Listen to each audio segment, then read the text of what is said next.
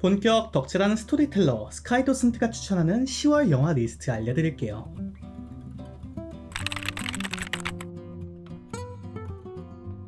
첫 번째 작품은 이번 10월 1일에 개봉한 영화 조커 폴리아드입니다.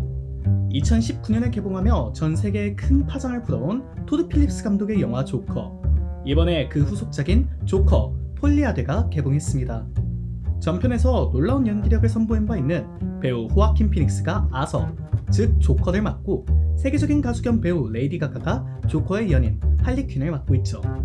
이러한 캐스팅 구도에서 예상할 수 있듯이 이번 작품은 전작의 설정과 흐름을 가져오면서도 구성면에 있어서 전혀 다른 길을 가고 있는데요. 기본적으로 뮤지컬이라는 장르를 선택한 본 작품은 전작에서 광기에 물들어버린 조커에 초점을 맞추는 대신 인간 아서 플렉의 관점을 담아내고 있습니다.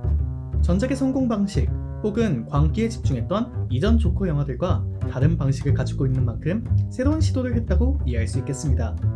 지난달에 개봉했던 베테랑 2편과 비슷한 맥락인데요. 해당 작품도 관객과 평단의 호불호가 극명했기에 조커 폴리아드 역시 평가가 나뉠 수 있겠습니다. 그럼에도 불구하고 본 작품에 대해 수많은 사람들이 기대하는 이유는 역시나 훌륭한 배우들의 힘 때문일 것 같은데요.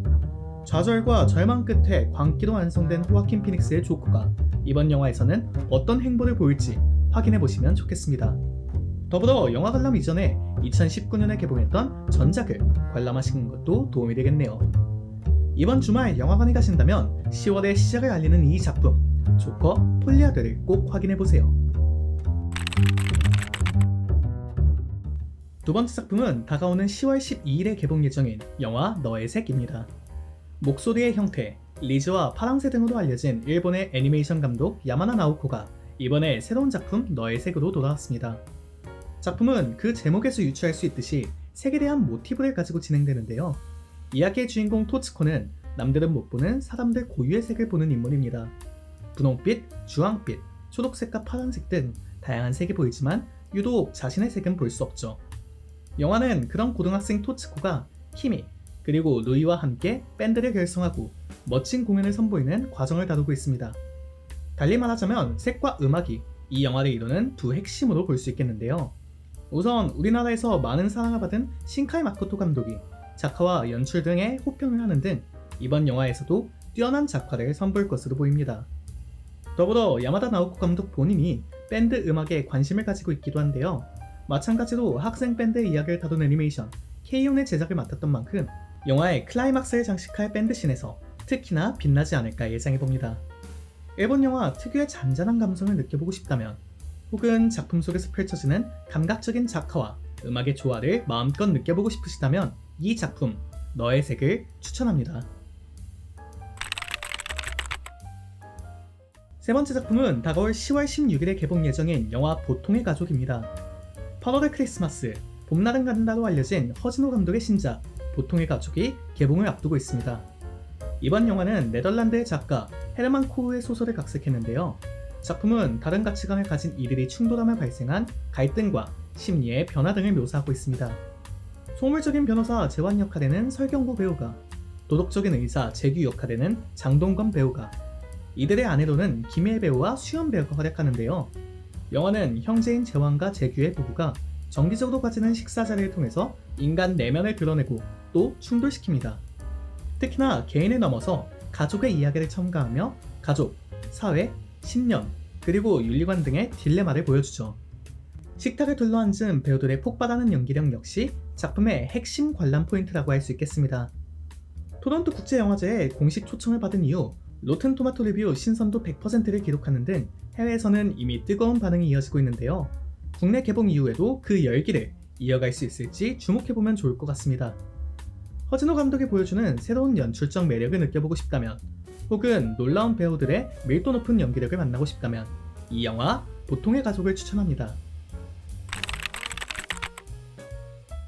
네 번째 작품은 다가오는 10월 9일에 개봉 예정인 영화 싱글8입니다. 울트라맨 시리즈 등을 제작하며 일본 SF 거장이라 불리는 코나카 카즈야 감독, 그가 만든 본격 청춘 영화 싱글8가 개봉합니다. 작품의 줄거리는 간단합니다. 스타워즈를 보고 감동한 새 고등학생이 직접 시간여행 SF 영화를 만드는 이야기죠. 네, 오랜만에 찾아온 영화 이야기를 다루는 영화입니다. 스티븐 스필버그 감독의 작품 파벨마스처럼 감독 본인의 자전적 이야기를 눌러담은 본 작품은 영화 만들기를 향한 청춘의 열정을 보여줘요. 영화라는 예술 장르가 추구하는 메시지, 영화가 가지고 있는 산업적 특성들, 영화인이 보여줄 수 있는 예술성, 그리고 관객에게 상영되는 순간까지 한 편의 영화가 기획되고 만들어지며 마침내 관객에게 닿기까지의 과정을 무척 흥미롭게 보여주고 있습니다. 그것은 어쩌면 어느 동네의 꼬마 봉준호, 그리고 꼬마 박춘옥의 첫 번째 영화와 같은 모습입니다. 젊은 청춘의 열정으로 시작해서 하나둘 알아가죠. 어설픈 모습이라도 마침내 영화가 완성되고 상영되면 그것은 놀라운 감동의 순간으로 변하기 마련입니다. 그 추억을 통해 누군가는 성공한 영화인이 되겠죠. 생각해보면 소소할 수밖에 없는 작품입니다. 열정만으로 가득한 청춘은 그런 모습이니까요. 하지만 영화라는 예술 장르를 좋아하는 사람이라면 이번에도 역시나 매료될 수밖에 없는 이야기입니다. 이번 달에는 8mm 필름을 타고 떠나는 영화인들의 이야기, 영화 싱글8는 어떠신가요? 마지막 작품은 이번 10월 1일에 개봉한 영화 대도시의 사랑법입니다. 박상영 작가의 동명의 소설 속 제2 파트를 원작으로 한 영화 대도시의 사랑법이 개봉했습니다. 이현희 감독이 메가폰을 잡고 김고은, 노상현 배우가 출연한 본 작품은 든든한 소울메이트 제이와 흥수의 이야기를 다룹니다. 20살부터 33살까지 13년을 함께한 친구 관계에서 일반적으로 볼 법한 멜로는 찾아볼 수 없습니다. 기본적으로 이 작품은 퀴어 영화거든요. 흥수는 혐오가 난무하는 세상을 살아가는 성소수자입니다. 제이는 사랑 때문에 상처를 입고 또 아파하던 사람이죠. 두 사람은 말 그대로 찐친 케미를 보여줍니다. 어딘가에서 무너져가던 둘은 서로를 응원하고 또 이 관계를 통해서 성장해 나가요. 우리나라 대중영화에서 퀴어 장르를 제대로 시도한 멋진 케이스로 남게 될 것 같습니다.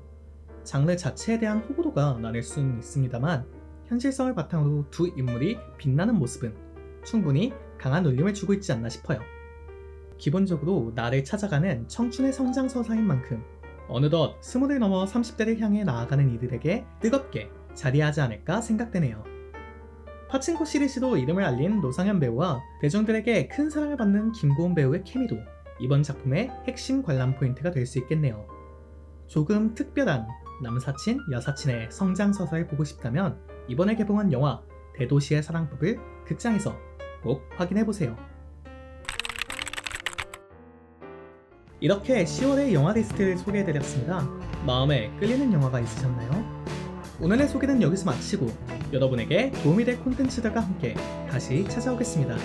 시청해주셔서 감사합니다.